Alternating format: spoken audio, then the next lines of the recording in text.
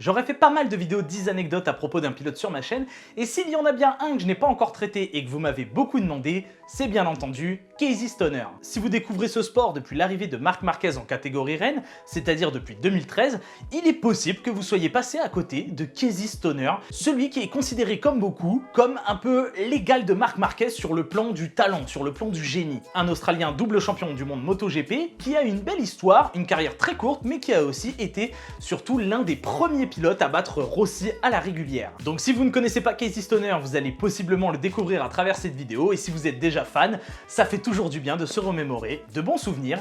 Bienvenue dans cette vidéo 10 anecdotes sur Casey Stoner.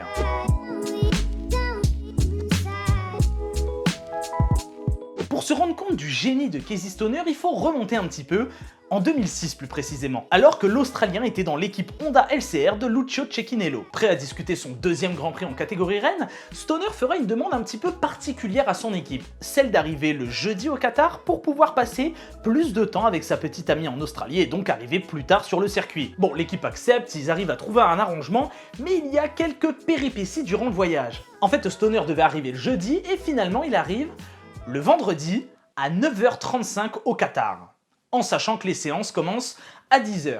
Cecchinello est donc passé le prendre à l'aéroport, sûrement très en colère, et c'est là qu'un premier indice sur le génie de Stoner se manifeste. Durant le trajet de l'aéroport jusqu'au circuit, Stoner s'habille, se prépare tranquillement tout en buvant son café dans un calme olympien. Il arrive sur le circuit pile à l'heure, met son casque, traverse les boxes, ne dit un mot à personne et enfourche sa moto à 10h02. 3 minutes plus tard, à 10h05, Casey Stoner était déjà le plus rapide en piste pour son deuxième Grand Prix en MotoGP. Voilà donc un petit aperçu du talent de Stoner, mais aussi de sa personnalité. Bon, pourtant tout n'a pas été facile pour Casey Stoner, hein, loin de là. Comme tous les pilotes en mondial, il a dû partir de chez lui pour parcourir les grands prix et les pays. Mais Stoner, lui, il a une petite différence avec les pilotes européens, c'est qu'il n'est pas européen, il est australien. Et l'Australie, c'est assez loin de là où se passe un petit peu l'effervescence des grands prix, c'est-à-dire en Europe. Ça ne l'a pourtant pas empêché de quitter son pays avec sa famille pour s'installer sur le continent européen en 2000, alors qu'il n'avait que 15 ans. Et difficile pour un pilote de 15 ans de tout lâcher du jour au lendemain, même s'il est parti avec sa famille,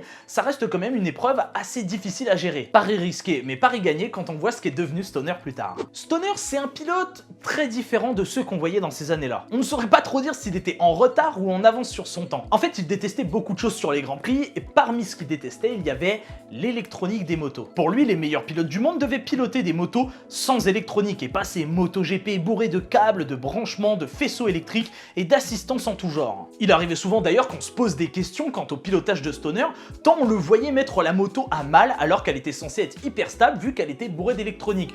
On se demandait s'il n'avait pas désactivé quelques aides. Pilotage qui sera d'ailleurs considéré comme révolutionnaire pour l'époque, un style tout en glisse avec beaucoup d'agressivité et pourtant très propre et très précis. Quelque chose qui paraissait donc impensable pour aller vite. Et pourtant, c'est avec ce style de pilotage que Stoner battait tout le monde, avec une moto que personne n'arrivait à faire gagner. Avec un tel talent, Stoner se lança un nouveau défi, celui de rejoindre l'équipe italienne Ducati en 2007, dès sa deuxième année en MotoGP. Il passe donc d'une Honda à une moto japonaise qui a déjà fait ses preuves et qui a déjà gagné de nombreux titres et de nombreuses victoires, à cette italienne aux couleurs rouges. Une Ducati, et même si l'équipe a déjà gagné des courses, aucun pilote n'a décroché un titre de champion du monde à son guidon. Personne n'arrivait à mener cette moto au titre de champion du monde. Mais voilà qu'en 2007, un jeune Australien débarque et décide qu'il était temps pour Ducati de changer la donne, qu'il était temps de dire au revoir à ces plus de 30 années de domination japonaise en catégorie reine. Pour sa deuxième saison en MotoGP, Casey Stoner décrochera un titre de champion du monde au guidon de la Ducati,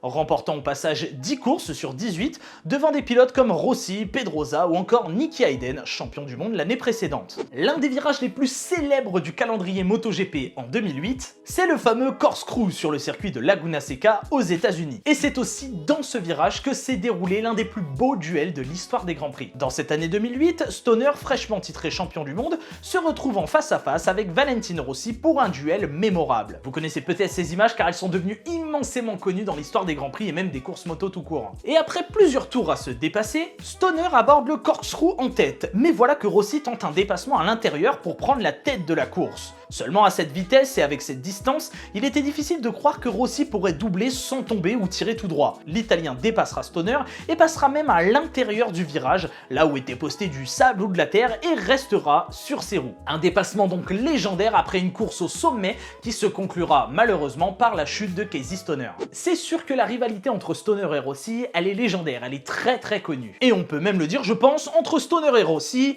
c'était pas vraiment le grand amour. Et le destin, sans le vouloir, ira même laisser un petit souvenir de l'Italien à Casey Stoner. Alors anecdote très courte et très simple, mais assez cocasse, Casey Stoner a eu une fille qui est née le même jour que Valentino Rossi, le 16 février. Voilà, donc petite anecdote assez courte, mais assez cocasse, surtout quand on connaît le passif entre ces deux hommes. Bon, gagner avec Ducati, c'était fait, Stoner est resté 4 ans avec eux, et il s'est dit qu'il était temps de s'offrir encore un nouveau challenge. Gagner avec la marque et l'équipe de légende Honda Repsol. Cette même équipe qui avait été championne du monde plusieurs fois avec le héros de l'Australie et de la jeunesse de Stoner, un certain Mick Doohan. Dès sa première année chez Ducati, Stoner décrochera le titre sur une moto pourtant jugée très difficile. Il passera donc chez Honda en 2011 et je pense que vous avez compris où je veux en venir, le talent de Casey Stoner a encore parlé. Il décrochera un deuxième titre de champion du monde MotoGP cette même année, dès le premier coup d'essai chez Honda et encore une fois avec 10 victoires. Casey Stoner, c'est vraiment un pilote qui inspire le respect, déjà par son talent, son palmarès, mais aussi son mental. J'avais déjà raconté un bout de cette anecdote dans une vidéo précédente, mais je vais la compléter cette fois. Lors du Grand Prix de Catalonia en 2009, Stoner avait vomi dans son casque pendant la course à 2 reprises. Et même avec ça, il finira la course et terminera 3ème, une performance absolument incroyable. Alors on apprenait un peu plus tard que tout ça c'était dû à une intolérance au lactose pour Casey Stoner. Voilà en tout cas ce qui conduisait à ce genre d'effet indésirable. Mais en fait, ce n'est pas tout. Casey Stoner a souffert tout le long de sa carrière d'autre chose qui a été diagnostiquée bien après la fin de sa carrière. Il souffrait d'anxiété, et pas une petite anxiété, non, une bonne grosse anxiété comme il faut. Stoner a toujours cru que c'était du stress et que tous les pilotes en avaient, mais à un différent niveau. Seulement, on était bien au-delà du stress pour Casey Stoner. Une pathologie qui était suffisamment forte pour le mettre dans des états pas possibles, au point de lui bloquer le dos et même de lui abîmer le dos, tant il était totalement crispé dès qu'il était anxieux. Il ira même, d'après ses dires, se mettre en boule au sol très souvent, se recroqueviller sur lui-même, et décrira, je cite, se sentir comme une merde avec un gros mal de ventre et une envie de ne pas faire la course,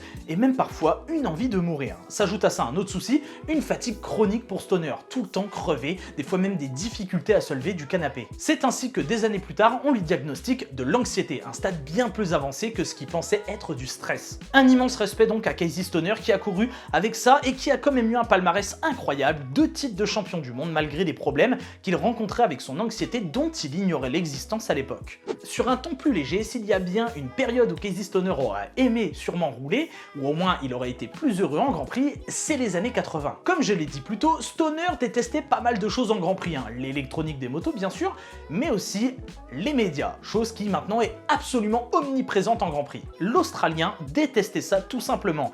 Il détestait tous ces moments où il fallait faire la promo de quelque chose, les innombrables conférences de presse, les interviews interminables et les milliers de photos à faire. Lui, il voulait qu'une chose, courir et encore courir, juste faire la course. Pour lui, on était là pour ça. Et il estimait tout simplement que les pilotes passaient 90% de leur temps à s'occuper de leur image, gérer la presse, etc.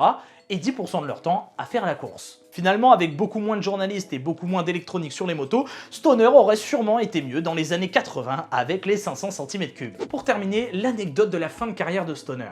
L'année de ses 27 ans, Casey Stoner remportera la dernière course de sa carrière, ornée de son numéro 27, même si cette année-là, en 2012, il portait le numéro 1, et ce sera sur un circuit qu'il connaît bien, Phillip Island en Australie. Difficile de mieux terminer sa carrière que ça. Car oui, contre toute attente, Casey Stoner mettait fin à sa carrière de pilote à l'âge de 27 ans, après 2 titres de champion du monde et 45 victoires en Grand Prix. Ça fait pas une longue carrière, c'est sûr, et les raisons de pourquoi il a arrêté, je vais pas dire qu'elles sont un petit peu floues, mais il y a plusieurs théories. On peut quand même citer la naissance de sa fille par exemple, le décès de Simoncelli l'an passé, ses soucis de santé, ou encore le ras-le-bol constant de ce qu'est devenu le paddock MotoGP avec les journalistes et les motos bourrées d'électronique. Il laisse donc derrière lui une carrière très courte mais absolument incroyable, mais aussi une place chez Honda Repsol pour 2013. Place qui sera d'ailleurs prise par un certain Marc Marquez, rookie en MotoGP. Finalement, la dernière chose qu'on aurait aimé voir avant la fin de carrière de Stoner, c'est bien entendu Une année complète en duel entre Marc Marquez et Casey Stoner,